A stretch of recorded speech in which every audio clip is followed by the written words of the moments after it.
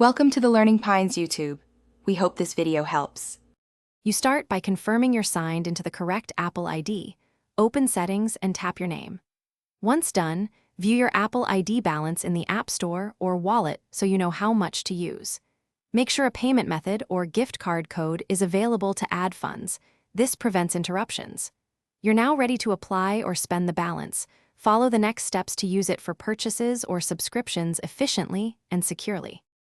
Open the App Store or iTunes and select the item or subscription you want. When you tap Buy, Apple automatically applies your Apple ID balance first. If the balance covers the full cost, no other payment is charged. If it's partial, the remainder will be billed to your default payment method. Once done, verify the receipt in your email or purchase history.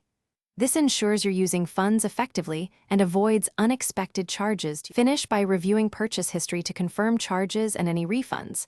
This helps track how your Apple ID balance was used. If you need more funds, add them via App Store Redeem or Add Funds options, choosing the amount that matches upcoming purchases.